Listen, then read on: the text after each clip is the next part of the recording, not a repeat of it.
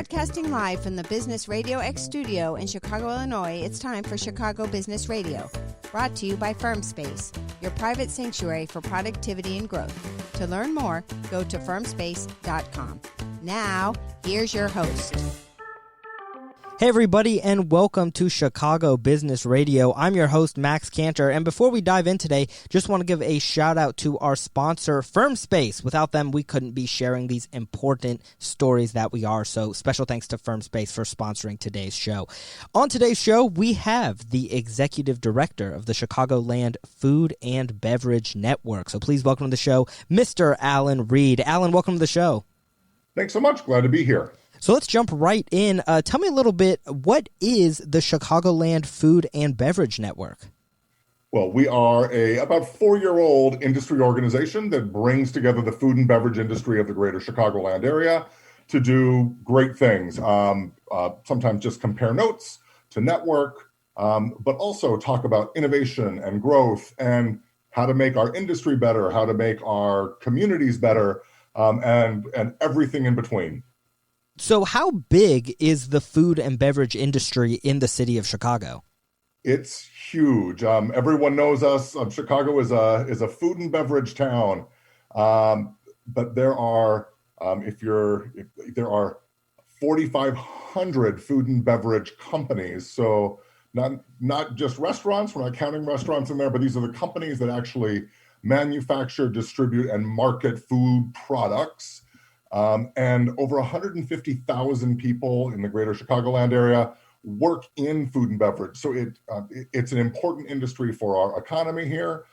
We consider ourselves the Silicon Valley of food and beverage here.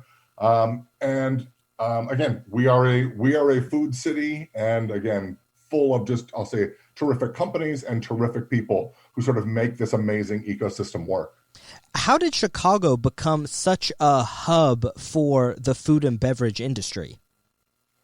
Wow, it goes back a long time, and actually back to the World's Fair, back in, I think 1871.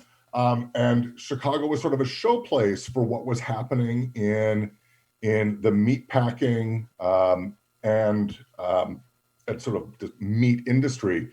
And some of the signs of the progress that we were showing, like that we have these amazing trains so you can get the processed meat all over the country, and incredible sort of factory equipment, et cetera. And it really started from there. A lot of the companies that call Chicago home had their origins around sort of this meat packing industry that we were really leading the way in, and have for a couple hundred years.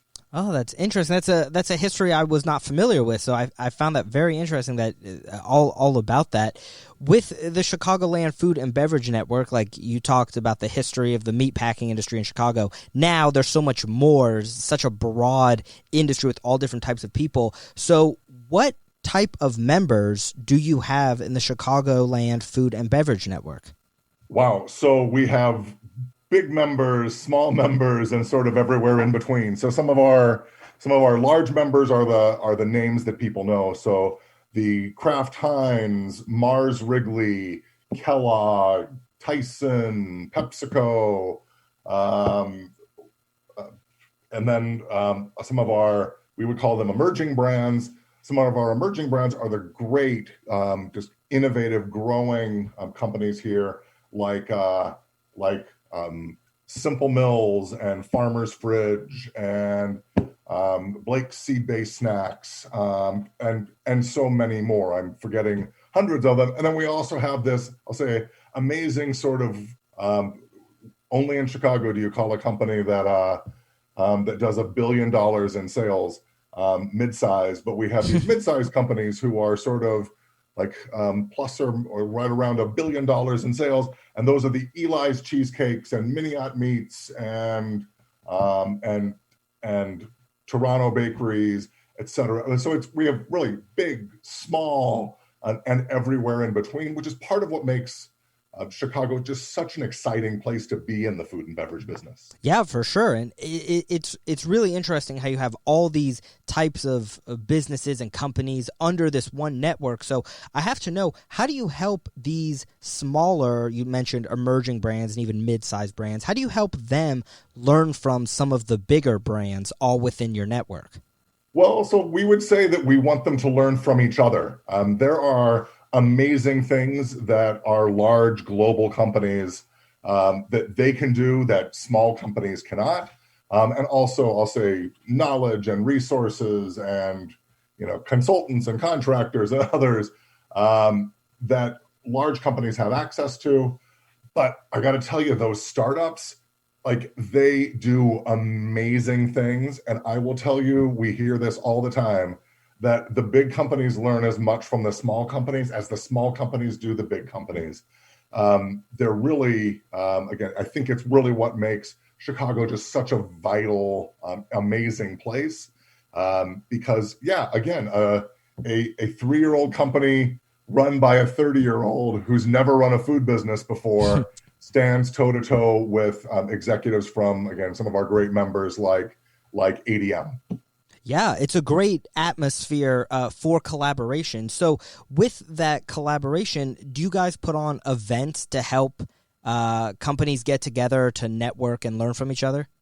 Absolutely. It's one of the things we pride ourselves on and have sort of built our organization around. So we go back pre-COVID, starting in back in 2019, we put on 40 in-person events a year. And we don't believe in going and putting those in sort of, well, let me say, windowless hotel ballrooms. We like to put them in exciting places around Chicago with great views, or inside amazing companies, or inside great agencies, or, I mean, really so that people can not just network, but they can also see what is the rest of the industry doing and what does it look like and what's exciting to me. Again, because we have so many great companies here that engage in food and beverage. You mentioned COVID, and I'm sure COVID had a big impact on not only the events you were putting on, but your members of the network as well. I know how it impacted the restaurant industry, and not just the restaurant industry, but the food and beverage industry at large. So how did you guys help companies within the food and beverage industry cope with COVID, and how did your events adjust to the pandemic? Well, we very quickly switched all of our events for 2020 into virtual. So that was the first step. And then we realized there was such a need for connection that we actually added events. We ended up doing over 60 events. So, I mean, over one a week, if you can even wrap your head around that. Sometimes we have trouble doing it too. Because so many questions were coming up so quickly. And it's like, hey, what are you doing about this? What are you doing about this? And like, what we really found is that people just needed a place to talk about, hey, here's what I'm facing. Are you facing the same thing? What are you doing about that? And it truly became, I'll say, a virtual sort of place for conversation in order to move these important topics forward and just keep the industry really up to speed on what others in industry were doing. And I'll tell you, we actually changed some of the way we do our events. We're like, wow, no one knows what's right or wrong. Let's let people just talk and discuss and ask questions. And it's not necessarily about this is the right way. It's about this is how we're doing it. Absolutely. And getting people together, you give them the opportunity, like you mentioned, to learn from one another and really start to identify kind of what were the old trends in the industry, what are the current trends, and hey, when we put our minds together, what could those future trends be, Absolutely. And I'll also say giving people connections or companies connections to resources they need to make their just business better. Things like the PPP program. We have some terrific banking members who we connected with some of our corporate members so that they could actually tap into some of the resources that were being offered. Now, speaking of resources, I know, these networking events are just an amazing resource that we've been talking about. What other resources are available to members in the Chicagoland Food and Beverage Network? Well, so we have quite a few things. So we actually keep a virtual library of really all of the events and the contacts within there. We have a searchable database of all of our members. So if you're looking for a particular person, company, or expertise, you can search by that. In addition, we have, and it's one of our more popular things, we have a co-packer database. So co-packers and co-manufacturers are people you can hire to package or manufacture your products for you. And again, a much a much requested part of what we do. We also work hard to connect people. It's like someone like will have a member ask, "Wow, do you know anybody that can do this?" I'm like, "I don't just know one, I know 10. Let me make sure those introductions are getting made for you." So we do sort of do an introduction service, and we also do some consulting. We have many companies who are interested in what non-competitive companies are doing. So we again pre-COVID, and we're ramping this back up for next year. But we also do sort of consulting and sort of innovation tours, where you can literally see how others are working in industry. What trends are you seeing coming within the food and beverage industry? Oh wow, they're all it's an odd moment, just because there's so much happening. I'd say the biggest trend right now is everybody is looking for additional suppliers. Where the big trend is we're moving from what we used to call sort of just in time. So you get your ingredients and have everything done just in time to make it and get it to the retailer exactly when their customer needs it. And with all the disruptions in the supply chain sort of across the world, and not just in food and beverage, but in lots of places, they're calling it just in case.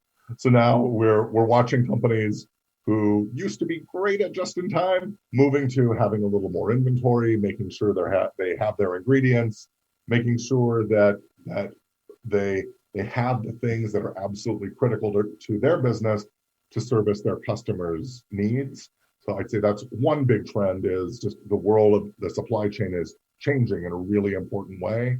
It'll really change the way the food and beverage industry works. And I'll say the other is it's this interesting balance between how much are people going to eat out at restaurants, and how much are people going to eat at home, and making sure that as a food company you're addressing both of those segments, and nobody knows exactly how it's all going to play out. We've seen restaurants come back in a really strong way, but still not quite as strong as they were pre-pandemic. And grocery stores had a great year in 2020. They're down a little bit this year, but still up if they look back at 2019 in most cases. So lots of exciting things, lots of exciting things going on. Alan, you sound very passionate about what you do within the network.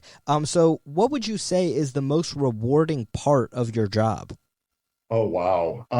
So first, I love working with all of our members and just sort of being a part of this incredible industry overall. But I have to say the thing that has been most rewarding, especially in the past year, is we did a crazy little project where we asked a bunch of ingredient companies if they had ingredients they could donate, and then we would turn that into something like we'd manufacture it and we'd donate it to area food banks, just based on what they sort of had lying around. That pilot project has led to something that we call the Bigger Table, and Bigger Table basically works with ingredient companies, manufacturers, food scientists, and others to literally formulate healthy product that we gather the ingredients for, manufacture, and then donate to area food banks. So last year, we donated 565,000 servings of healthy food to Chicagoland area food banks. This year, we're on track to deliver 1.5 million servings of healthy food. Wow. And it's a lot of hard work, and it's a crazy time to do anything like this. But there are hungry people who are really struggling through the pandemic. And it's been so amazing to work with great companies willing to just roll up their sleeves, volunteer, donate, and get an amazing project done. That is amazing. And I mean, I can't imagine the impact that you're having on these people's lives. It's so great what you're doing. It's just amazing for the community. So for anyone that is interested in becoming a member or becoming a sponsor, where can they learn more about the Chicagoland Food and Beverage Network? So easiest to go to our website. That's www.chicagolandfood.org or www.biggertable.org if they're interested in our charitable mission. Well, Alan, thank you so much for being on the show today. I can say that I am both a fan of food and beverage, so I think you're doing really great stuff for the community and the food and beverage industries in the Chicagoland area. So thank you for being on the show today. Thank you, Max. And once again, thank you to FirmSpace for sponsoring today's episode. I'm your host, Max Cantor. This has been Chicago Business Radio, and we will see you next time. This episode of Chicago Business Radio has been brought to you by FirmSpace, your private sanctuary for productivity and growth. To learn more, go to firmspace.com.